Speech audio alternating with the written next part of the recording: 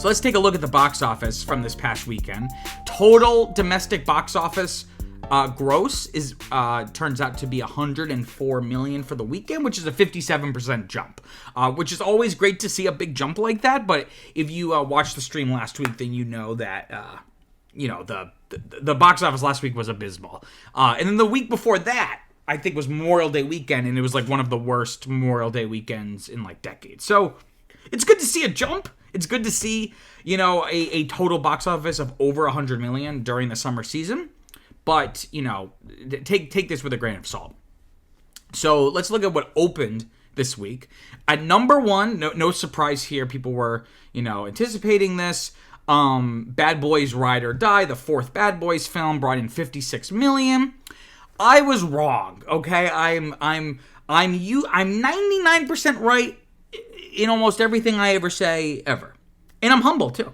But I have no problem admitting when I'm wrong. And I was very pessimistic about this. Everyone was projecting it in like the high 40s or mid 50s or even maybe into the 60s, 60 million.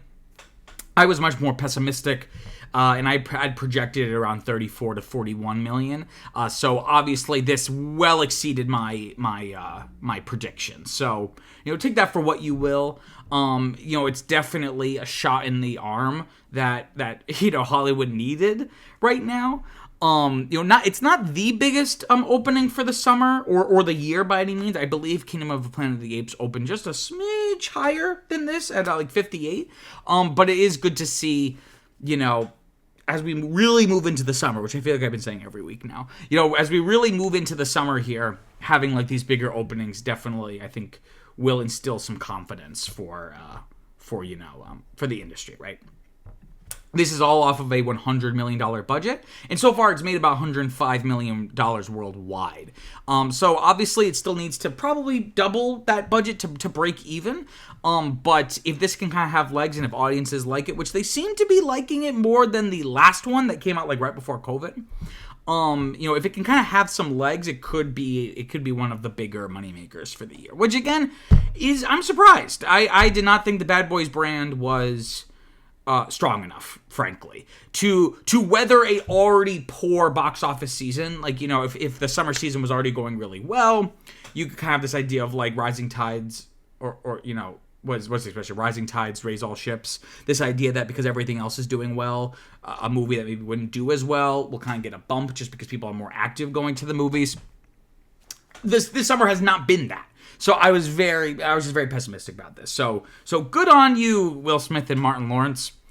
Also opening this week, the opposite problem with The Watchers coming in at number 4, only bringing in $7 million. I had projected this about $13 to $16 million, so this is definitely a disappointment for M. Night and his daughter, Ashana, who I talked about last week, went to NYU with me. I never knew her, but she did date a friend of mine for a brief period of time. I don't think they're still together.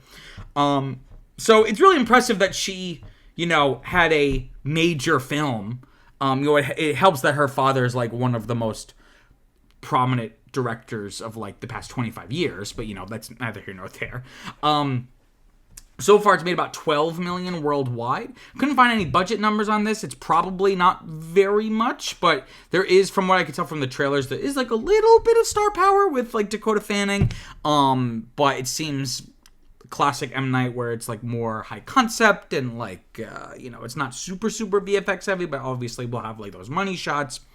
So not great, but if it can sustain itself, which, I mean, who knows at this point with this year's box office, if it can sustain itself, then maybe it could end up turning a profit, but this audiences don't really seem to be liking this one all that much. Also, like, opening, quote unquote, I think the Lord of the Rings trilogy is like back in theaters, like for like special screenings of it. So the first and second ones both came in at number 8 and number 9. Looking at films continuing this week, in the top 5, we still have Garfield, the Garfield movie, coming in at number 2 at $10 million for the weekend. It dropped from first to second place, now in its third weekend. And this is only a 29% drop. So this is doing much better than I think anyone had anticipated, but studios had hoped. But definitely it's what studios had hoped. So far, this brings its domestic total to about 69 million domestically and 193 million worldwide off of just a $60 million budget. So this is basically tripled its budget in terms of its worldwide gross. So this has ended up being like a fairly serviceable summer box office kind of performance here. And I'm actually curious, so I'm looking here at the worldwide box office for the year so far, and the Garfield movie is number 6. The Garfield movie is number 6 of the highest grossing movies of the year. So I don't know if that speaks to Garfield being successful or everything just being like duds this year. And maybe it's like a little bit of both. Another film that's doing okay, that's also in the top 10 for the year, which for worldwide, which is very interesting, is If, the John Krasinski, Ryan Reynolds family film about like the imaginary friends. That's like what If stands for. It's coming in at number 3, holding its third place spot in its 4th weekend, bringing in about 8 million, only a 24% drop. So this brings its totals to 94 million domestically and 161 million worldwide off of a $110 million budget. So again, still a little bit of ways to go to like double that, but again, this seemed like DOA. It seemed like it kind of, didn't really have much fanfare about it. Audiences seemed to be mixed about it. Box office opening wasn't great, but now it's currently the 9th highest grossing film of the year worldwide, which obviously it's still early. We still have like 7 more months to go and plenty of huge movies to go, but the fact that it's holding. I think that's something I talked about last week, is that we're entering a different era of Hollywood where, and this is how it used to be, but we're starting to return to an idea of like a film doesn't have to open to $100 million necessarily. Like it can kind of slowly make those gains over time. We just need to like allow them the room to do that, right? And then rounding out the top 5 is still Kingdom of the Planet of the Apes at 5.4 million for the weekend, dropping from 4th to 5th place, but now in its 5th frame. So, this has been out for over a month. Still kicking. It's at 40%. This was a 40% drop from where it was last weekend. This brings its total to 150 million domestically and 360 million worldwide off of just a $160 million budget. So, again, not huge gangbuster numbers, but this is the 4th highest grossing film of the year worldwide. So again, it's films are kind of having a lot more, like that 5.4 million may not seem like a lot, but it's better than nothing. It's 5.4 million that they didn't have before.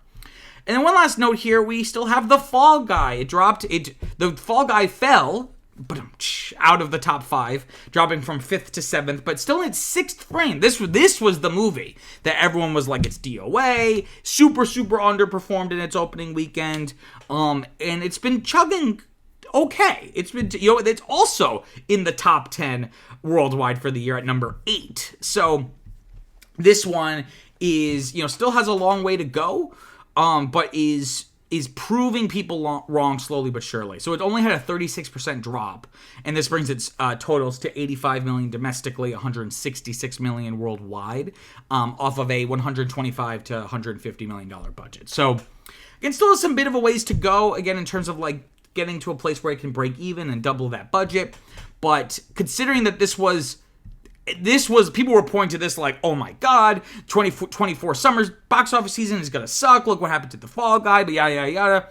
Not only have movies opened bigger, like it didn't reflect a potential bad summer ahead, but The Fall Guy itself is doing okay. Obviously it's not doing as well as I think the studio that made it and Hollywood would want it to do, but I think it's doing just fine. It's just, again, it's a marathon, not a sprint. And I think Hollywood has turned box office performance into a sprint where really it should be and really always was a marathon.